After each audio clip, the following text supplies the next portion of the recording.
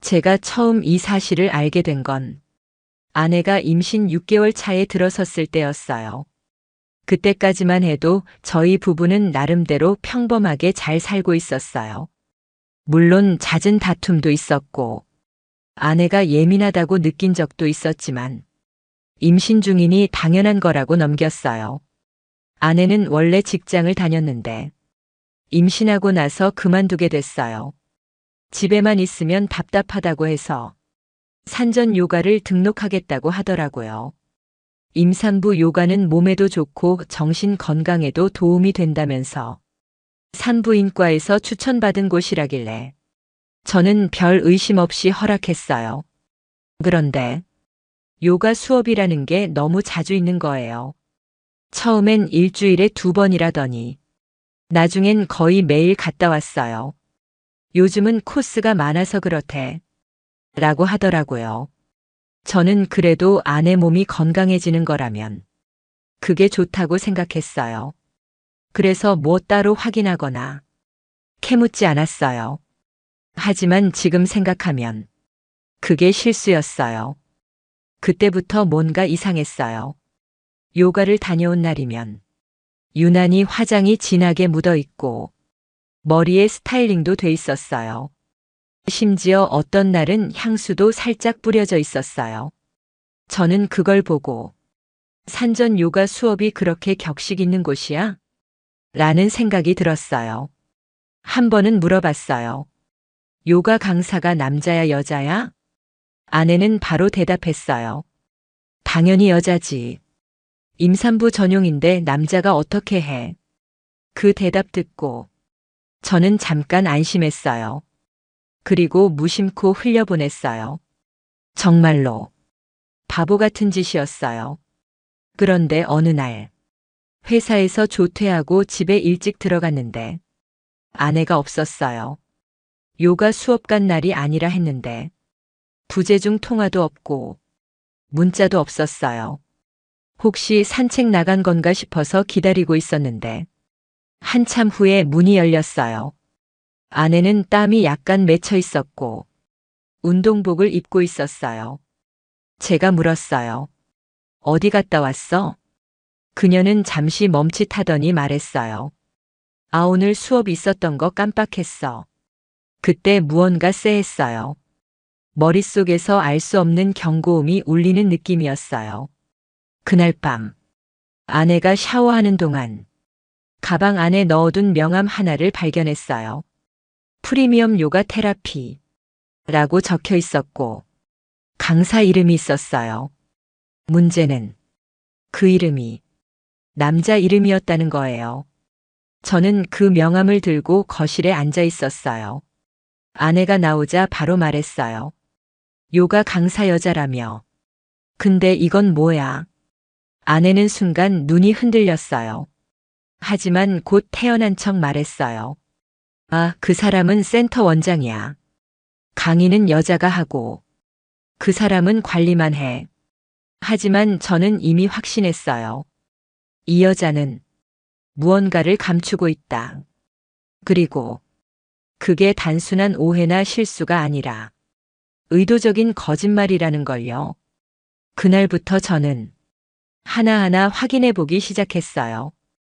요가 센터 위치, 운영 시간, 강사 이름 검색, 홈페이지, 후기. 놀랍게도 해당 센터는 프라이빗 1:1 요가 수업을 전문으로 하고 있었고 임산부 대상 프로그램은 남성 강사 단독 진행이었어요.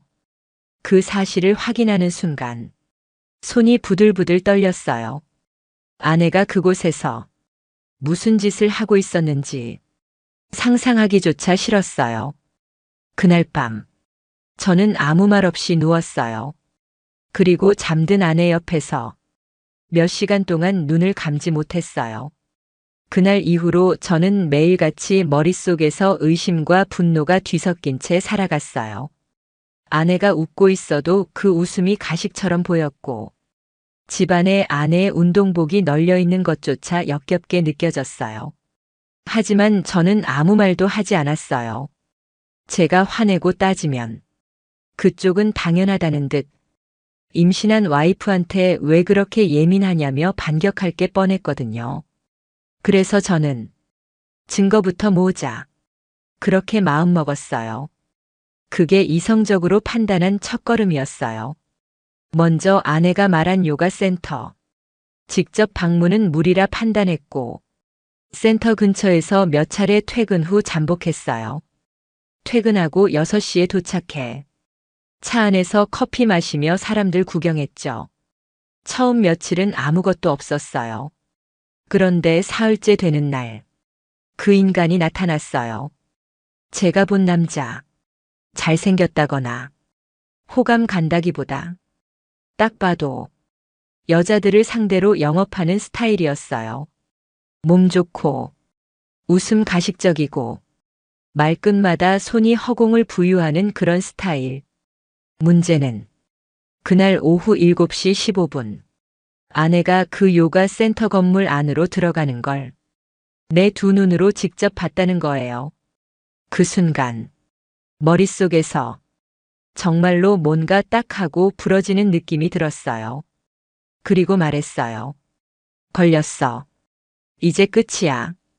다음 날 저는 바로 사설 탐정 사무소를 찾아갔어요.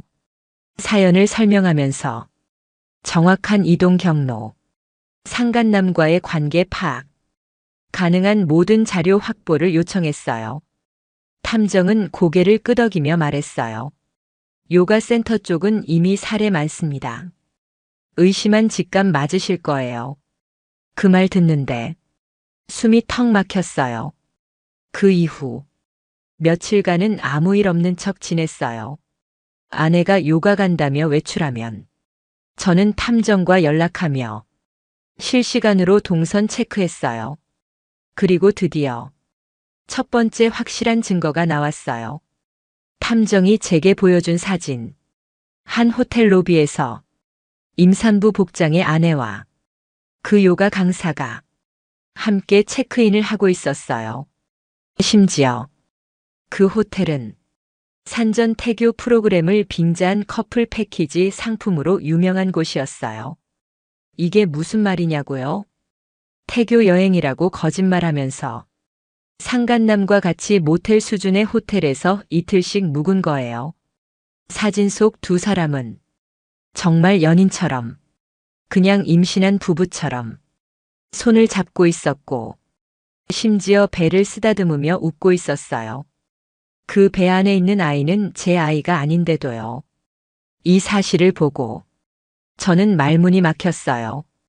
욕도 안 나왔고 소리도 못 질렀어요. 그냥 심장이 천천히 갈라지는 느낌이었어요. 이쯤 되니까 저는 머리를 식히려고 집 근처 공원 벤치에 앉았어요. 밤이었고 불빛은 희미했지만 제 눈엔 모든 게 더럽고 모든 게 거짓 같았어요. 나는 지금까지 뭘 믿고 살았던 거지. 그녀가 임신했다며 기뻐할 때 제가 얼마나 감동했는지, 태명을 지어주며 웃던 순간 그 모든 게 그 인간과의 결과였다니. 그때 정말 처음으로 복수를 결심했어요. 파괴가 아니라 완전한 무너짐을 보여주자. 저는 그렇게 마음먹었어요. 그날 밤 집에 돌아온 저는 아무렇지 않은 척 행동했어요.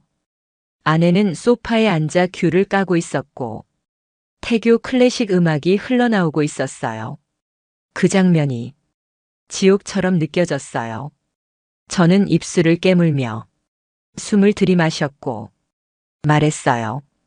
오늘 회사에서 상무님이 애기 태명 물어보시더라. 뭐라고 했더라? 아내는 웃으며 말했어요. 그 이름 말이야? 자기가 지어줬던 하늘이. 그 말이 제 귀를 찢는 비수처럼 꽂혔어요. 하늘이. 그 이름 안에 배신이 있었고 역겨움이 있었고 내가 잃은 인생이 담겨 있었어요. 저는 그날 밤 욕실에 들어가 아내의 칫솔을 챙겼어요. 빗에 붙은 머리카락도 면봉도 하나하나 지퍼백에 담았어요. 그리고 제 정액도 따로 보관해 DNA 검사를 신청했어요.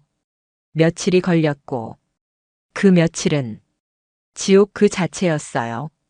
출근길에도 퇴근길에도 심장이 조이듯 아팠고 가끔은 책상 아래서 혼자 울기도 했어요. 그리고 마침내 결과가 나왔어요.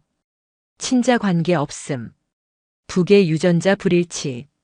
검사지를 든 순간 저는 웃음이 나왔어요. 정확히 말하자면 비명을 삼킨 듯한 웃음이었어요. 입꼬리는 올라가는데 눈에서는 눈물이 흐르고 있었어요. 이제부터는 감정이 아니라 법으로 움직일 차례였어요. 바로 변호사를 찾았어요. 가정법 전문, 상간소송 경험 많은 곳으로 제일 후기가 많은 변호사를 선택했어요. 상담실에 앉아 정황을 다 이야기하자. 변호사는 말문이 막혔더라고요. 지금까지 진행된 케이스 중 이렇게 명확한 구조는 처음입니다. 라고 말했어요.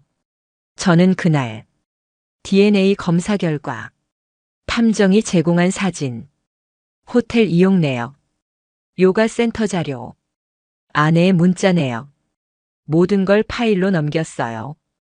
그 중에서도 결정적이었던 건 카톡 백업 파일이었어요.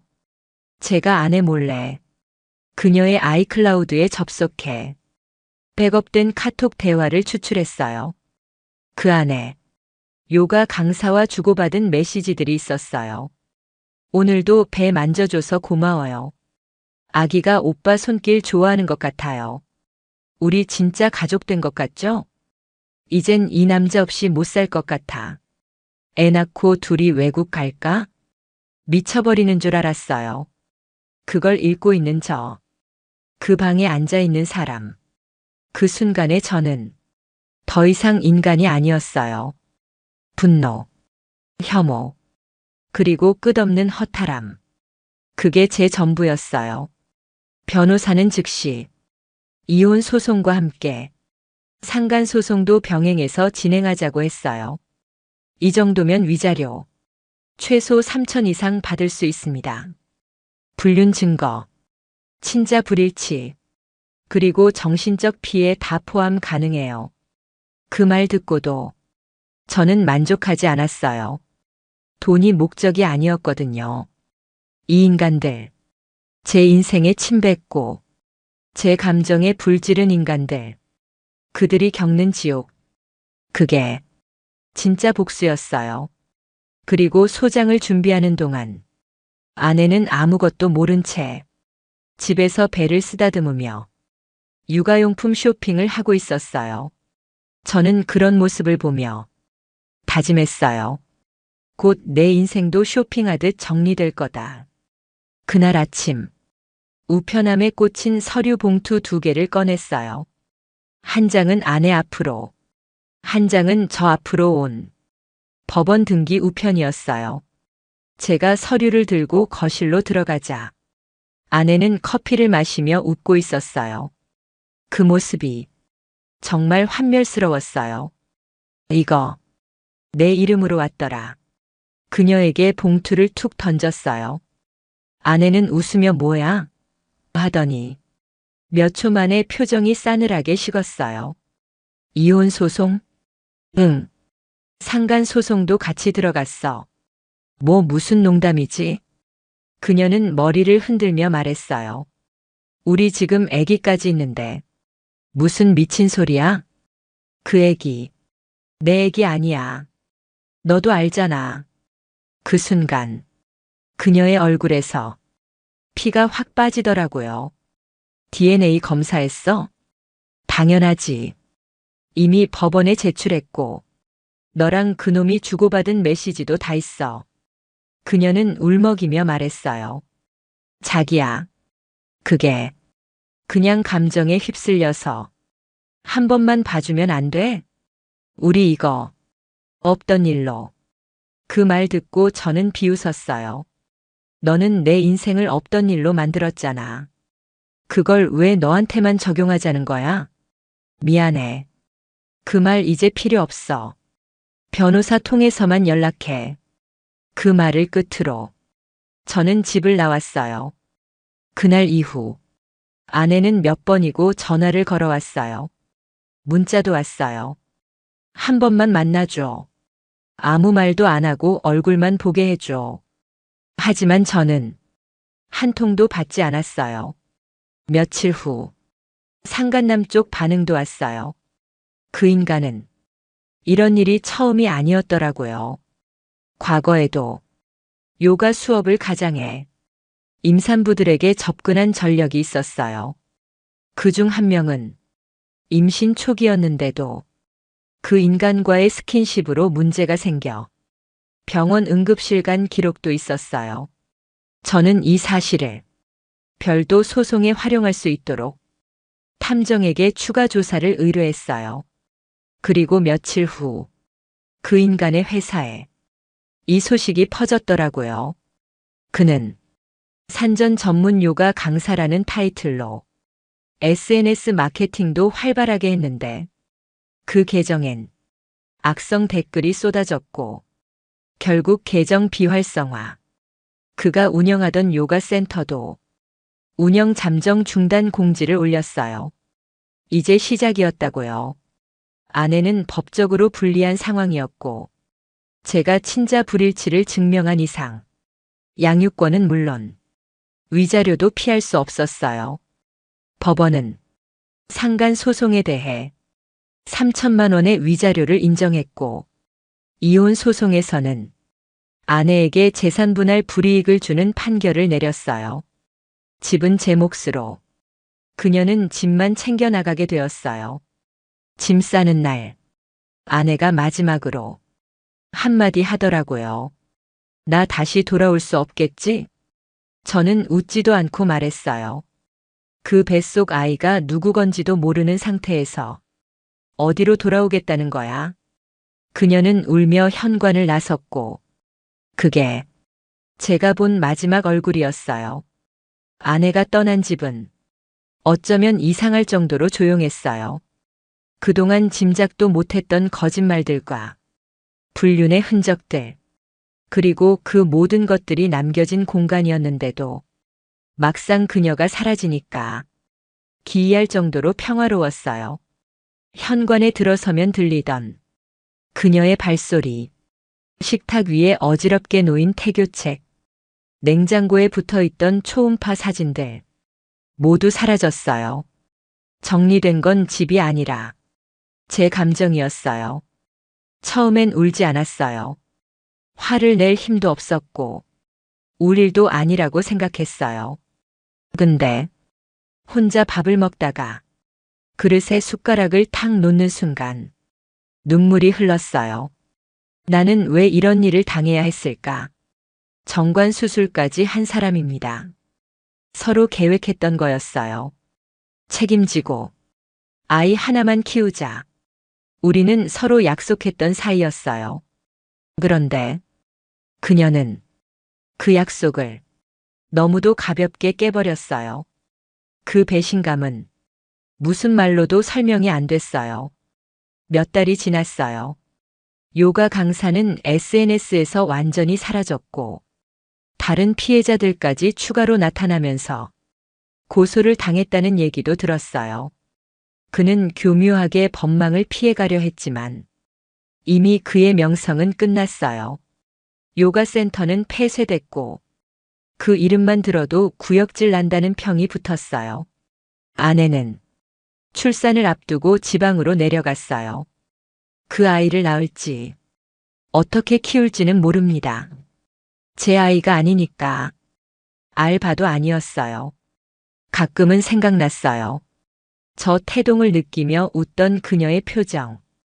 그 미소조차 이제는 조작된 거짓이었을까?